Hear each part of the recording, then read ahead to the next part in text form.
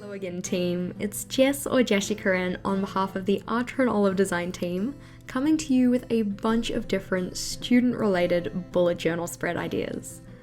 This video does have a related blog post over on the Archer and Olive website, so if you're watching it on YouTube, do make sure to check out the link in the description to that post.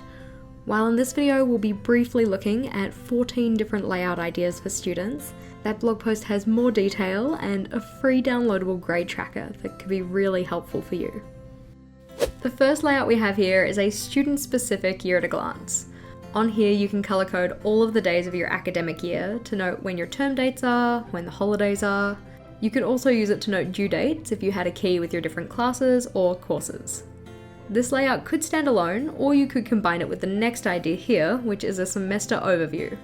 I will note I'm going to be throwing around words like semester, term, trimester, etc., but really just use whatever terminology that your school or college or university uses. In terms of the semester overview though, there are a fair few ways that you can set this one up, but essentially what it is a student version of a future log. The example I have here has 3 semesters, with the top of each space having the week numbers for that semester. When you get given an assessment date or due date, you can write the assessment name on the right here, and then put in an initial for the day of the week it's due underneath the relevant week number.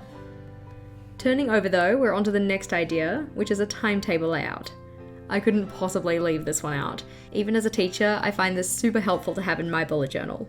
Of course, you would set this one up to suit your timetable, so whether that be on a weekly rotation, fortnightly. I know that some schools have 6-day timetables, so make sure that you're setting it up to accommodate yours. The example we have here would be a weekly rotation, so the same times for each class on Monday through Friday, with each of those having 6 periods. If you don't have classes that run in specific periods or spells, then down the side here, instead of listing those out, you could list the times of the day, so 8 AM, 9 AM, 10 AM, etc., and then put in the timings of your lessons or lectures. A very related layout we have is the weekly schedule here, but rather than just looking within the hours of school, this one also looks wider than that, so before and after school and also the weekend. This can be really helpful to give you a snapshot of the time you have available outside of your regular school commitments and other regular commitments, like work or clubs, sport, that kind of stuff. The nice part about being able to see this is that it allows you to consider when you can put your study in. So what times can you dedicate to your revision? What times can you dedicate to your homework or assignment work? Flipping over though, we have the course or class overview page, and this is effectively the one-stop shop for all of your course details. What you record on here, again, is very much up to you, and really depends on what information you think would be helpful to refer back to. The example I have here is for a university course, so it has the course code and course title, how many points the course is, because the way that my university degrees were structured was based on points, the dates that the course is going to run from, the coordinator for the course and the lecturers, and also the course tutors. I've also included the lecture times and the tutorial times, any textbook requirements, and any assessment information. As I said though, what you include here is completely up to you, but some other examples would be things like due dates, any office hours for your lecturers, where your classes actually are, so what rooms they can be found on your campus. If you have a class representative, do you have any key resources that you need to list? And anything else. Something that I know I found very helpful at university was having a grade tracker. And while I didn't have a bullet journal when I was in university, mine was digital, this still was a super helpful layout for me.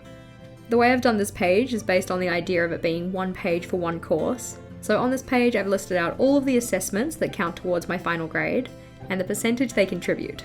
I then have a column to list my score for those assessments, and what those assessments were scored out of. Using those, I could then figure out my percentage for that assessment, and thus use my percentage, and the overall percentage, to determine what contribution I got to my overall grade. I know that kind of math can be tricky for some people, so do make sure to jump over to the related blog post for this video, where we have a free downloadable grade calculator. Flipping over, we are now onto the course materials page. And this page effectively acts as a shopping list for your back to school shopping. So considering what do you need for each of the classes you're taking, how much are they going to cost, and thus how much do you need total. Of course, this doesn't just have to be textbooks, it could be things like stationery, if you need a particular workbook or exercise book, any pieces of software or subscriptions, that kind of stuff. The next idea we have is a list of readings to do, or effectively a reading log for your studies. On this one I have 3 columns, so a column to list out the book title, a column to write down the sections that you need to read, and then a column to say when those sections are due to be read by. As you read each of the sections, you can just tick them off in the box beside the section title. It's good to note that some courses may give you chapters to read and some may give you pages to read, so it might be useful to be able to differentiate between the two. After this, we then have the idea of student-related trackers. Now, I love trackers, and there are plenty of different trackers you can use as a student, but the one I've decided to focus on here is a study log. So on this one, each little square would represent a certain amount of time, say 15 minutes, half an hour, really depends on the spacing you're going for. And then at the top here, I have a color code for each of the subjects. Then on any given day, depending on how much time I do studying for each of those, I'll just color in the relevant number of blocks. I've also noted that it may be useful to combine study trackers with other types of data too. So in this example, I have a sleep tracker, just so you can see if the amount of sleep you're getting affects how productive you are in your study. The next idea we have here is a homework log / student Kanban board. So on this one I have 6 sections for homework being set, doing any kind of preparation or research for the homework, drafting your assignment or homework piece, finalizing your assignment or homework piece, having it submitted, and then having it graded. Each of your assignments or pieces of homework would be written on a little sticky note like we have here, and then as you complete set tasks, you can move it along to the relevant boxes. Over the page, and the next idea we have is a place to record your study tips. Sometimes it's just good to have a reference of reminders in your journal for things that in theory you know, but you don't necessarily always apply. Like the idea that instead of cramming, you should space out your revision efforts. There are plenty of study tips online, but I've just done a summary of 12 of them here. So having this as a reference in your journal may be helpful. On the other side of this page, our next idea is a study checklist. This one again is based on the idea of 1 page per course, but here you would list out what your lessons were or lectures were. So for instance, Introduction to Organic Chemistry, naming organic molecules, etc. And then the section on the side here is for all of the different study tasks you could do. What goes in here, again, is completely up to you, but those are just some ideas. It is good to note that all of the pages that I have in here are ideas, and please do tweak them to suit your needs. While this page is very much a have I done, the next one is more of a how will I do. So this one is a study planner.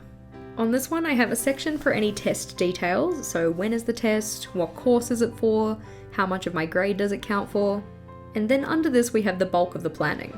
The first part of this is listing out the strengths and weaknesses that this person has for the content of this test, just so that when they're thinking about doing their revision, they know the things they need to focus on.